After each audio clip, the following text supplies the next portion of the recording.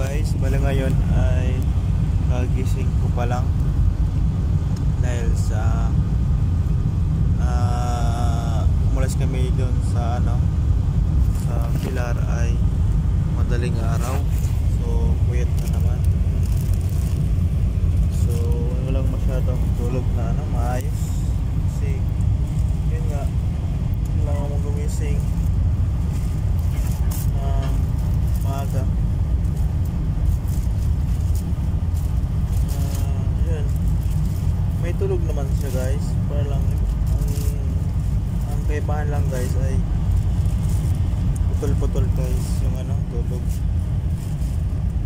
so hindi ka makatulog ng straight dahil sa yun nga, dahil sa trabaho kasi may duty. Yan, kailangan talaga guys kapag ganito guys sa trabaho, kailangan porsigiro talaga guys, naka buong loob mo na trabaho sa ganitong kasi yun, talaga guys, tawag dito yung trabaho guys dito sa sa amin ay medyo yun talaga, puyatan talaga siya, puyatan dahil sa parating alis namin dito ay gabi, so yun ang kaibahan dito. So kung matulog kang halimbawa yan guys ay alis kami doon sa sa aming sa kabilang pier halimbawa, at tapos kami doon ay alas 9, tapos pabiyahe kami niyan, depende yan sa oras, halimbawa minsan may 4 na oras ang biyahe namin, so alas 9, alas 10, alas 11, alas 12, alas 10, alas 11, alas 12, alaw na. So yan, alaw na kami dating doon sa Pilar. Pagkatapos loading yan 4 na oras, so dapat guys sa 4 na oras kailangan matulog ka yan. So ako natulog ako ng so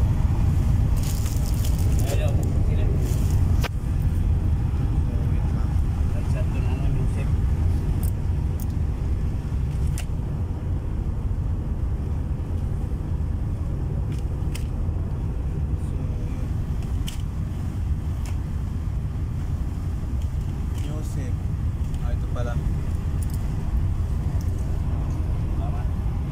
Okay. So yun pala guys, bale may humingi sa akin ng ng gamot. Yan guys, bale ako pala guys yung naka-in-charge dito sa gamot. Ako niya ang bumibili yan guys. Bale ito pala guys, may gamot na ko yung binili para dito guys sa barko. So ito guys, yan, meron kami ito guys na Diatabs guys, yan, ito Diatabs yan guys,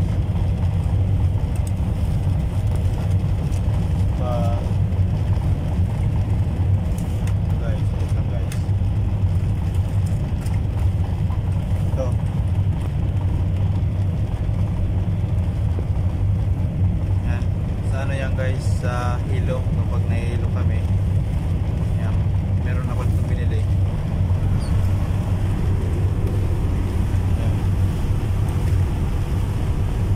Kunchala Chalanya so yun, bale may pass pa guys. Saka ito guys, meron pa dito meron pang yan, ito guys yung amoxicillin. Yan, binili ko rin yan kasi kailangan namin dito yan, amoxicillin. Saka guys,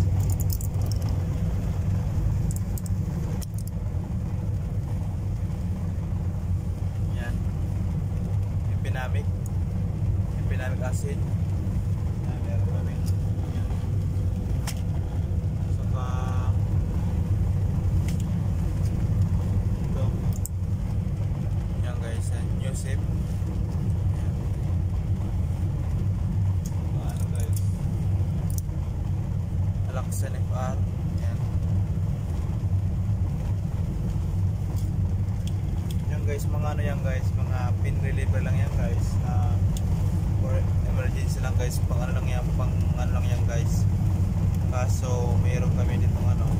Yan, maka ano to guys. Samantala lang guys to. Kasi yan, ako guys na BioFlow. Sarap na. Ayan guys.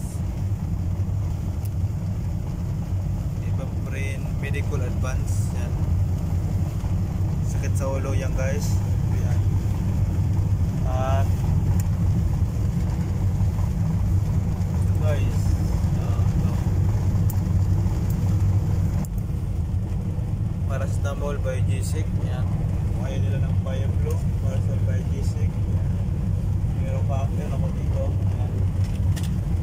So yun lang guys yung gamot namin dito sa barko na pinili ko dahil kailangan daw dito ng gamot. So yung pinili ko yan guys kasi halimbawa guys nagabiyahe kami, karoon kami naglat yung kasama ko dito halimbawa guys kasi ano ang biyahe natin namin dito guys ay ganito ngayon guys, ang biyahe namin ngayon ay 11 hours.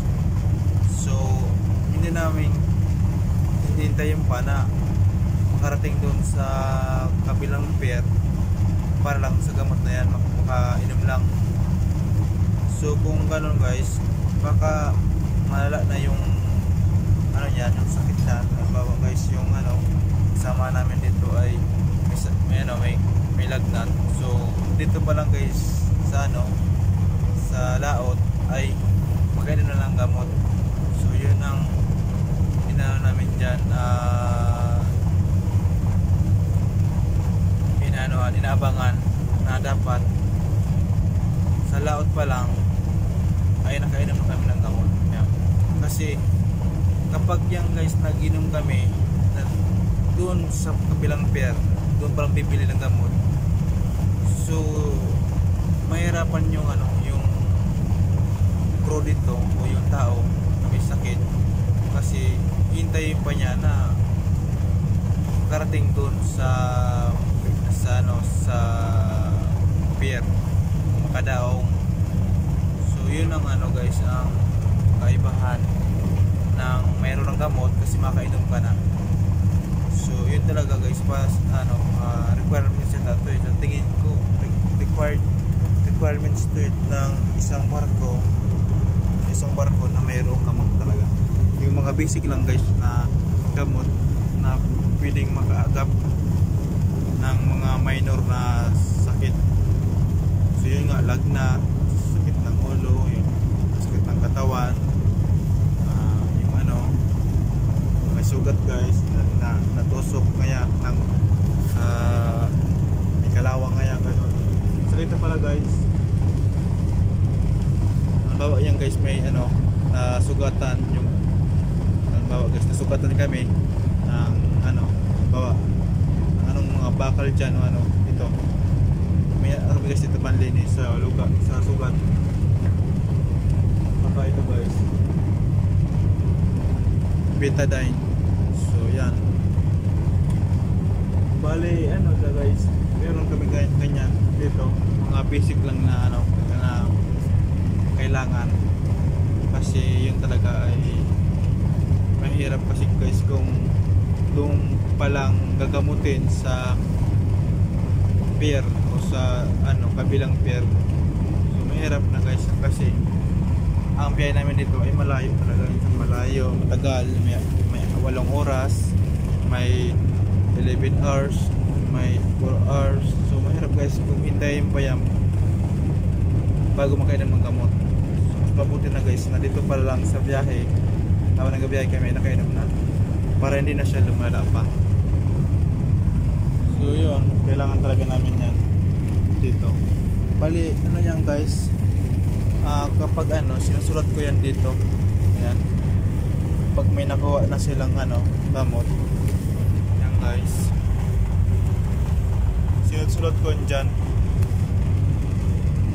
Kasi kailangan ko sulatin ito kasi baka hanapan ako ng opisina namin na masabi sila o parang kung mali ng gamot tapos wala naman akong ano, record. So kailangan guys i-record ko yan. Yan. Ano yan guys, sinusulat ko talaga yan. Ngayon guys ay may nagkuha sa akin na gamot na Newsec. Kasi masakit daw yung ano niya, yung parang ano, parang sisipunin siya. Saka ito guys, yan. Nangingi sa akin yan. Saka wala naman to guys, ano, bayad, libre naman to. Basta guys, may record ko lang to.